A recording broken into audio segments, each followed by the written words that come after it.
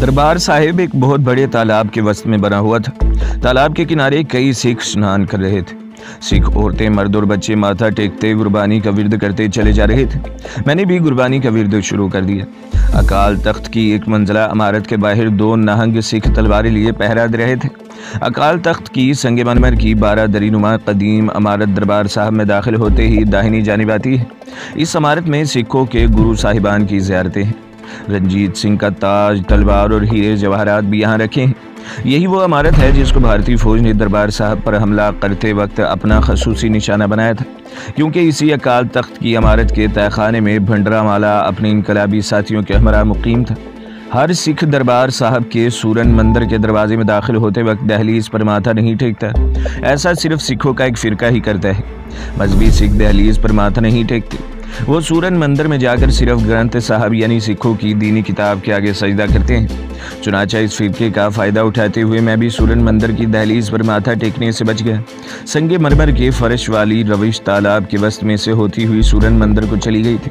सूरन मंदिर, जिसको दरबार साहब का स्थान भी कहते हैं, एक चौकोर बारादरी है जिसके अंदर मुनक्कश छत के नीचे एक ऊंचे स्थान पर बहुत बड़ा ग्रंथ खुला रखा है।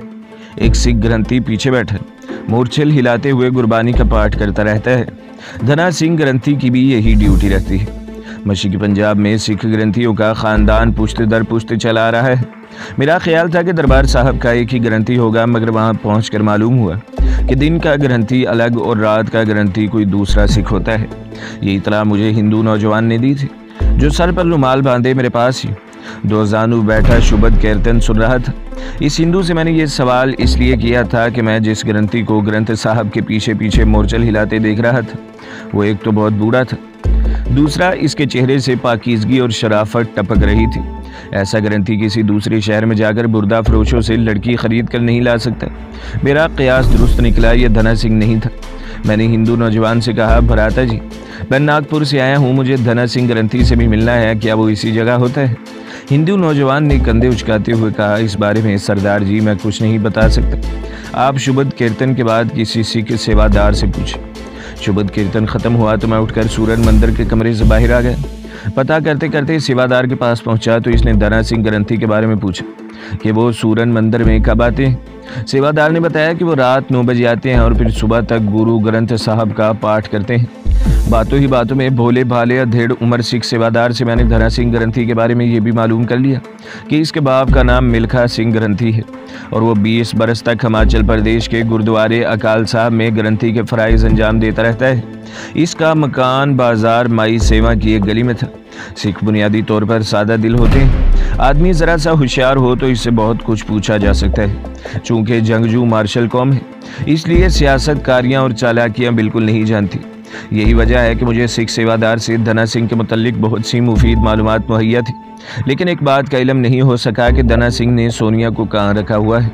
सेवादार की ज़ुबानी यही मालूम हुआ कि धना सिंह बड़ा मजहबी और शरीफ सिख है, चाय तक नहीं पीता, बीवी बच्चों के साथ बड़ी जिम्मेदाराना ज़िंदगी बसर कर रहा है।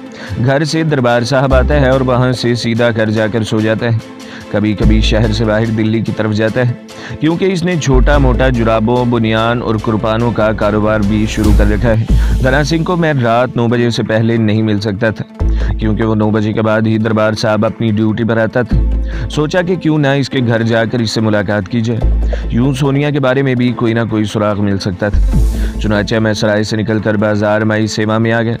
इस वक्त दिन के 11 सवा 11 बजे का वक्त था। ख्याल ज़रूर आया कि धना सिंह ग्रंथी सारी रात दरबार साहब में गुरबानी का पाठ करने के बाद अब शायद सो रहा हो, लेकिन मैंने वापस सराय में जाना पसंद न किया।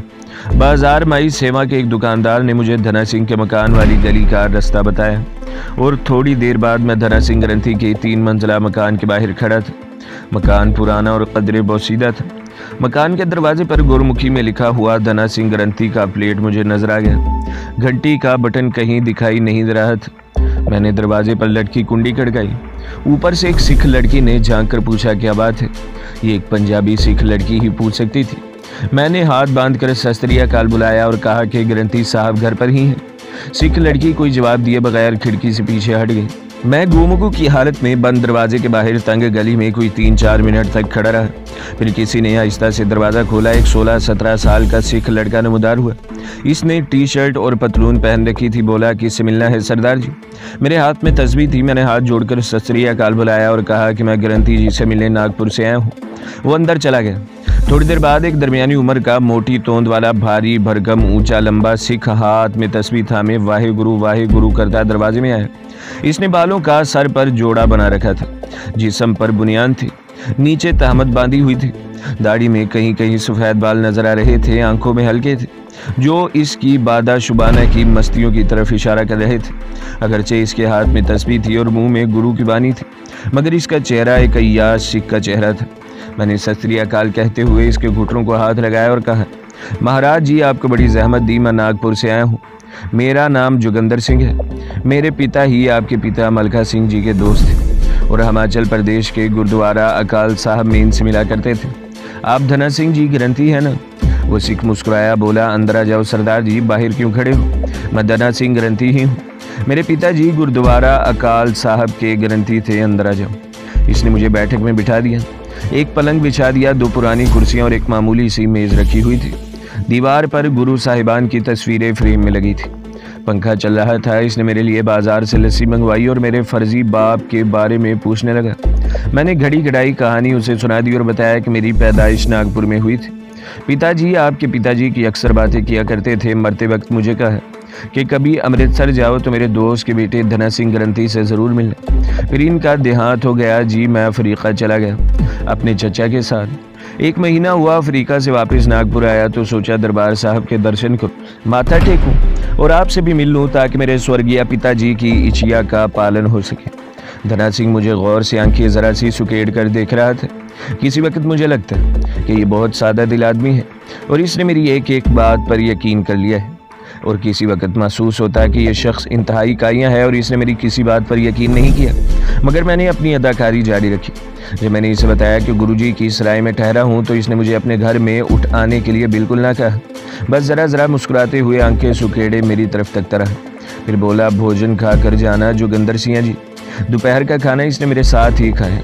सब्जियां, दही और चटनी और फुलके थे। इसकी बेटी यानी वही सिख लड़की जिसने खिड़की में से नीचे झांक कर मुझे देखा था, भोजन लगा रही थी। इसका नाम जीत कौर था। नौजवान लड़की थी। चेहरे पर वकार और खुद सताई थी। मेरी तरफ बिला वजह तवज्जो नहीं दे रही थी। हालांकि मैं एक खुश शक्ल नौजवान सिख के भेष में था। इस घर में कोई ऐसी पुरस्रार शहर नजर न आई कि जिससे मेरा ख्याल इस अमर की तरफ जाता है कि यह सिख औरंगाबाद के बदमाश पुजारी परबारकर से सोनिया को खरीद कर लाया है। सीधा सादा शरीफ सिख घराना था। धना सिंह की बीवी भी आम हुलिया की कमगो अधेड़ उम्र सिख औरत थी जिसने गले में कृपान डाल रखी थी। कृपान इसकी बेटी जीत कौर के गले में भी थी। भोजन के बाद मैं रात को दरबार साहब में आने का कहकर चलने लगा तो धना सिंह दांतों को तीली से कुरेदते हुए बोला, अभी कितनी देर ठहरोगे अमृतसर में सरदार जी? ये शख्स नहीं चाहता था कि मैं ज़्यादा देर इसके इर्द गिर्द ठहरूं। मैंने कहा, महाराज जी, गुरु की नगरी के सारे गुरुद्वारों की यात्रा करने के बाद वापस नागपुर चला जाऊंगा। इसने हाथ बांधकर सत श्री अकाल किया, गोया मुझे जाने की इजाज़त दे रहा हो। मैंने भी सत श्री अकाल बुलाया और सर झुकाए। एक इंतहाई शरीफ नफ्स सिख की तरह गली में से गुजर कर बाजार में आ गया। अब मेरी समझ में ये बात नहीं आ रही थी कि मैं सोनिया का सुराग कैसे और क्यों कर लगाऊं। एक बात साफ जाहिर थी कि अगर सोनिया इस ग्रंथी धना सिंह के पास है तो फिर इसने इसे अपने घर में नहीं रखा होगा बल्कि किसी दूसरी जगह डाल रखा होगा। इसी सोच में गुम मैं गुरु रामदास की सराय में वापस आकर हाल कमरे के कोने में अपने बिछोने पर लेट गया। यहाँ बाहर की निस्बत ठंडक थी। सारे पंखे चल रहे थे। आसमान पर बादल छाए थे जिसकी वजह से हबस हो रहा था। रात भर के सफ़र का थका हुआ था। मुझे नींद आ गई और शाम तक सोया रहा। शाम को उठकर स्नान किया। बाजार जाकर खद्दर के कुर्ते पजामे का एक और जोड़ा खरीदा और सराय के लंगर में दाल रोटी खाई।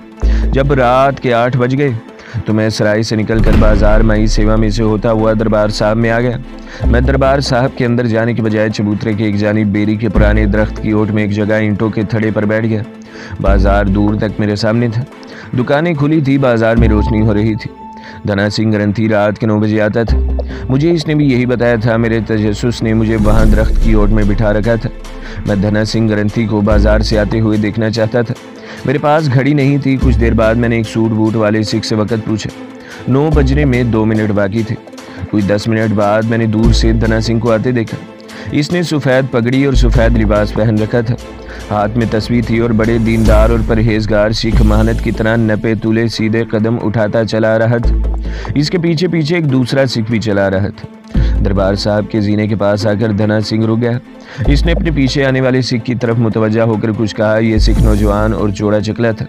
इसने धना सिंह की बात सुनकर आहिस्ता से सर हिलाया और अपनी जगह पर अदब से खड़ा रहा। धना सिंह ग्रंथी ने कुर्ते की जेब में से अपना बटुआ निकाल कर खोला। इसमें से कुछ नोट निकाल कर सिख जवान को दिए और वाहेगुरु जी का खालसा वाहेगुरु जी की फतेह बुलाता दरबार साहब के चबूतरे पर आ गया। मैं इसकी निगाहों से उजल था और इस नौजवान सिख को देख रहा था जो धना सिंह से रुपया लेकर बाजार में चला जा रहा था। मैं इस सिख का पीछा करना चाहता था। धना सिंह ग्रंथी से मैं फिर भी मिल सकता था, वो तो सारी रात दरबार साहब में ही रहेगा। मैं दरबार साहब के चबूतरे से उतरकर बाजार में आ गया और धना सिंह के साथी सिख के पीछे पीछे कुछ मुनासिब फासला रखकर चलने लगा। बाजार रोशन था, मेरी निगाह सिख पर थी। माई सेवा के बाजार से गुजर कर वो रोशनी ड्योढ़ी की तरफ मुड़ गया। मैं बराबर इसका ताकुब कर रहा था। दर्शनी ड्योढ़ी से वो कर्मों की ड्योढ़ी में से होता हुआ घी मंडी की तरफ आ गया। यहाँ आगे चाय वंड का दरवाज़ा था। ये अमृतसर शहर का एक दरवाज़ा था। इसके बाहर शहर का खुला इलाका शुरू हो जाता है। सामने एक पतली सड़क रज भोला सिंह के गुरुद्वारे के आगे से गुजरती है, जीटी रोड की तरफ चली जाती है। दाएं जानिब एक कच्ची सड़क अमरूद और लोकाट के बागों की तरफ उतरती थी, जहां पाकिस्तान बनने से पहले मुसलमानों का एक बहुत बड़ा कब्रिस्तान हुआ करता था। यहाँ अब सिखों ने कब्रों को मसमार करके एक बस्ती बना ली है। धना सिंह का साथी सिख बुर्ज भोला सिंह वाली पतली सड़क पर चलने लगा। सड़क पर जहाँ बिजली का खंभा आ जाता तो थोड़ी देर सी रोशनी होती, बाकी सड़क रात के अंधेरे में डूबी हुई थी। मैं ताकुब जारी रखे हुए थे, लेकिन इंतहाई एहतियात के साथ चल रहा था। ये सिख कहाँ जा रहा था, सोनिया का ख्याल एक बार फिर मेरे जहन में बार बार उभरने लगा। पतली सड़क जीटी रोड को काटती आगे एक बाउली की तरफ निकल जाती थी। यहाँ बिजली के खंभे नहीं थे और घुप अंधेरा था। ये पगडंडी ऊंची थी और इसके दोनों जानिब नाहलियों के घने दरख्त उगे हुए थे। सिख इस बाउली वाली पगडंडी पर चलने लगा। ये सारे रास्ते मेरे देखे वाले थे। मुझे मालूम था कि आगे एक छोटी सी नहर आएगी जो कंपनी बाग की तरफ निकल जाती है। इस नहर के किनारे एक जानिब हिंदुओं का मंदिर है और पीछे एक छोटी सी देहाती आबादी है। पाकिस्तान बनने से पहले जब वहाँ मुसलमान आबाद थे तो इसका नाम मकबूलपुरा था। अब इसका नाम रामदासपुरा था कि ये सिख रामदासपुर जा रहा था। हो सकता है इसका घर इसी आबादी में हो। ये तो अपने घर चला जाएगा, कहीं मैंने इसके पीछे आकर अपना वक्त ज़ाया तो नहीं किया। यही सोचते हुए मैं अंधेरे में सिख का ताकुब किए जा रहा था। तो दोस्तों, कैसा लगा आपको कमांडो सीरीज़ का चौथा हिस्सा, कांता जहरीली लड़की? इसके बाद क्या हुआ? कमांडो हिस्सा पंजम यानी दिल्ली एक्शन में सुनिए। दिल्ली एक्शन शुरू करने से पहले आप लोगों से गुजारिश है कि मेरे चैनल को सब्सक्राइब ज़रूर कर दें, वीडियो को लाइक कर दें और बेल के आइकॉन को भी दबा दें ताकि हर जो आने वाली वीडियो है वो आपको सबसे पहले मिलती रहे। नहर के पास आकर सिख रामदासपुर के रास्ते की बजाय हिंदू मंदिर से चंद कदम पीछे की तरफ उतर गया। मैं नहर के किनारे एक दरख्त की ओट में से इसे अंधेरे में जाते देखता रहा कि जहाँ ख़त्म होता था वहाँ एक मकान की दीवार मुझे धुंधली नज़र आ रही थी। ये मकान की अगली दीवार थी। इसके दरवाजे की जानिब धीमी रोशनी हो रही थी। अब मैं भी नशीब में उतर कर खेत में से गुजरता सिख के पीछे पीछे चलने लगा। वो मकान की दीवार घूम गया। मैंने दूसरी तरफ से आकर देखा, सिख गायब था। इतनी देर में अगर दूसरे खेत की तरफ भी गया होता तो मुझे नजर आ सकता था। इसका मतलब था कि वो इसी मकान में दाखिल हुआ है। ये मकान एक मंजिला था और खेत में अकेला ही खड़ा था। इसके दोनों जानिब खेत थे और पहलू की तरफ टाहली के दरख्त खामोश खड़े थे। मैं मकान की अगली दीवार के साथ लगकर खड़ा हो गया और सोचने लगा कि मुझे वापस ही चले जाना चाहिए। ये तो इस सिख का अपना घर हो सकता है और यहाँ से बाहर वो नहीं निकलेगा। मैं दीवार से अलग होकर चलने लगा तो मुझे किसी मर्द के गाली देने की आवाज़ आई। मेरे कदम वहीं रुक गए। गाली पंजाबी में किसी औरत को दी गई थी। मैं फूंक फूंक कर कदम रखता दीवार की तरफ आ गया। यहाँ दीवार में एक खिड़की थी जो बंद थी। मैंने आहिस्ता से खिड़की के पास जाकर कान लगा दिए। अंदर से मर्द की आवाज़ फिर सुनाई दी। वो पंजाबी में कह रहा था, सानू खुश नहीं करोगी तो धना सिंह तुझे जलंधर के दलाल के पास जाकर भेज देगा। मेरे कान खड़े हो गए। जिस मामले को मैं हल करना चाहता था इसके चेहरे पर से आहिस्ता आहिस्ता पर्दा सिरक रहा था। ये औरत कौन थी? क्या ये सोनिया थी? मैं इस औरत की आवाज़ सुनने को बेताब था। मुझे सिसकियों की आवाज़ आई। कोई औरत सिसकियां भर रही थी। मर्द की आवाज़ फिर बुलंद हुई। वो गालियां देकर कहने लगा, रोने से क्या होगा मुसलिए, तू अब हमसे बचकर कहीं नहीं जा सकती। अब औरत की कमज़ोर सहमी हुई आंसुओं भरी आवाज़ आई। मैं सर से पाँव तक जैसे कांप उठा। ये सोनिया की आवाज़ थी। अगरचे बेहद गमज़दा और कमज़ोर आवाज़ थी, मगर मैं इसकी आवाज़ को हर आलम में हर मोड़ पर पहचान सकता था। वो उर्दू में कह रही थी कि मुझे जाने दो, मेरी ज़िंदगी बर्बाद न करो। मैं बड़ी दुखी औरत हूँ। इसके बाद मुझे कुछ सुनने की ज़रूरत महसूस नहीं हुई थी। मैं दीवानावार मकान के दरवाजे की तरफ बढ़ा। इसके बाद मुझे कुछ सुनने की ज़रूरत नहीं थी। सोनिया इस मकान में कैद थी। मैं दीवानावार मकान के दरवाजे की तरफ बढ़ा। दरवाज़ा बंद था। दरवाजे के ऊपर कमज़ोर सा बिजली का बल्ब जल रहा था। मैंने उछल कर दीवार के सहन की मुंडेर को पकड़ लिया और फिर दीवार के ऊपर से होकर दूसरी तरफ सहन में बड़ी एहतियात से उतर गया। सहन छोटा सा था, 2 चारपाइयाँ बिछी थी। अंधेरे में सामने छोटा सा बरामदा दिखाई दिया। मैं दबे पाँव दीवार के साथ साथ चलता बरामदे में आ गया। यहाँ 2 कोठरियाँ थी, दोनों के दरवाजे बंद थे। एक कोठरी में से धीमी धीमी रोशनी बंद दरवाजों के दुर्जों में से बाहर आ रही थी। सोनिया की आवाज़ इसी कोठरी में से एक बार फिर सुनाई दी। वो रोते हुए कह रही थी कि मुझे छोड़ दो, मुझे छोड़ दो। इस वक्त मैं रुक नहीं सकता था। मेरी सारी ताकत सिमट कर मेरे बाजुओं में आ गई थी। मैंने कांधे से बंद दरवाजे पर एक जोरदार ज़रब लगाई। दरवाज़ा धड़ाक से खुल गया। सामने चारपाई पर बिजली की धीमी रोशनी में वही सिख जवान जिसका मैं ताकुब कर रहा था, गिलास हाथ में लिए एक जर्द चेहरे और बिखरे हुए परेशान बालों वाली लड़की को खींच रहा था। दरवाजे के अचानक खुल जाने पर वो भौंचका सा होकर रह गया। इसने अपने सामने एक सिख यानी मुझे देखा तो गाली देकर बोला, कौन है ओए तू? मेरे पास जवाब देने की फुर्सत नहीं थी। इसी असना में मैं इसके सर पर पहुंच चुका था। मैं शदीद गज़ब और जोश के आलम में था। मैंने पूरी ताकत से बाएं हाथ की हथेली का किनारा फौलाद की तरह सख्त हो चुका था इस सिख की ठोड़ी के नीचे इसके हलक पर मारा। यह ज़रब इतनी शदीद थी कि वो पीछे को चारपाई से नीचे गिर पड़ा। गिलास उछल कर सामने फर्श पर गिरा और चकनाचूर हो गया। मगर वो ताकतवर सिख था, इतनी शदीद ज़रब खाकर भी उठ खड़ा हुआ। मैंने इसे संभलने का मौका न दिया। शायद वो जेब में हाथ डालकर चाकू या असला निकालने की कोशिश में था कि मैंने इसके माथे की भरपूर टक्कर इसके माथे पर मारी। इससे वो तेवर आ गया। एक चक्कर खाकर दोबारा नीचे गिर पड़ा। अब मैं इसे उठने का मौका नहीं दे सकता था। चंद सेकंड्स में वो मेरे ताबड़तोड़ घूंसों की बारिश से बेहोश हो चुका था। सोनिया पहले तो चारपाई से उठकर दीवार के साथ सहमी खड़ी रही, फिर वो बाहर की तरफ दौड़ पड़ी। मैंने इसे आवाज़ दी, सोनिया रुक जाओ, मैं आमिर हूँ। पहले तो वो मुझे भी धना सिंह के साथियों में से कोई सिख ही समझ रही थी, जो इसे पहले वाले सिख के कब्जे से छुड़ाकर अपने कब्जे में लेने आया था। लेकिन जो ही इसने अपना नाम और फिर मेरा नाम सुना तो बरामदे में इसके कदम वहीं जम गए। मैं लपक कर बरामदे में गया और इसे खींच कर अंदर ले आया। इस बात का मुझे एहसास हो गया था कि इस मकान में और कोई नहीं है। मैंने दरवाज़ा बंद कर दिया। कमज़ोर बल्ब की रोशनी में सोनिया मुझे फटी फटी आंखों से तक रही थी। इसे यकीन नहीं आ रहा था कि मैं इसका देरीना साथी अमर हूँ। यकीन आता भी कैसे, मेरा हुलिया पूरा सिख वाला था। वो मुझे सिख समझने में हक बजानिब थी। मैंने इसे चारपाई पर बिठाया और आहिस्ता से कहा, मैं आमिर हूँ। सोनिया, मैंने सिख का हुलिया बदल रखा है, मुझे पहचानो। अब सोनिया मुझे पहचान लिया था। वो मुझसे लिपट कर बच्चों की तरह रोने लगी। मैंने इसे हौसला देते हुए चारपाई की दूसरी जानिब फर्श पर बेहोश पड़े सिख को देखा। वो अभी तक बेहोश था। मैंने सोनिया से कहा, सब बातें बाद में होंगी, मैं तुम्हें यहाँ से निकालने आ गया हूँ। अब तुम सब कुछ भूल जाओ और हौसले से काम लो। हमें अभी यहाँ से फरार होना है। सोनिया पहले से जर्द और कमज़ोर हो गई थी। इसका रंग भी फीका पड़ गया था और आंखों के गिर्द स्याह हल्के साफ नजर आ रहे थे। सबसे पहला काम मैंने ये किया कि बेहोश सिख की पगड़ी खोलकर इसको आधा फाड़ा। आधी पगड़ी से सिख का मुंह कसकर बांध डाला और पगड़ी के दूसरे आधे टुकड़े से इसके हाथ पीछे बांधकर चारपाई के पाए से जकड़ दिया। मैंने सोनिया की लिबास को देखा। इसकी शलवार कमीज पहन रखी थी, गले में दुपट्टा था। मैंने इसे कहा, इस दुपट्टे से अपना सर ढांप लो और मेरे साथ बाहर निकलो। सोनिया ने कपकपाई हुई आवाज़ में कहा, हम कहाँ जाएंगे आमिर? मैंने इसे बाजू से पकड़कर बाहर की तरफ तकरीबन खींचते हुए कहा, यह वक्त ऐसी बातें पूछने का नहीं है। सोनिया, मेरे साथ आओ, जल्दी करो, यहाँ किसी वक्त भी कोई आ सकता है। अंधेरी रात में हम मकान से निकलकर बाहर खेत में आ गए। सोनिया ने दुपट्टा अपने सर के गिर्द लपेट लिया था। अब वो भी सिखनी यानी सिख औरत लगती थी। रात के 10 साढ़े 10 बजे का अमल होगा। आसमान पर जो बादल दिन भर से छाए हुए थे, अब इनमें हल्की सी गरज सुनाई दी।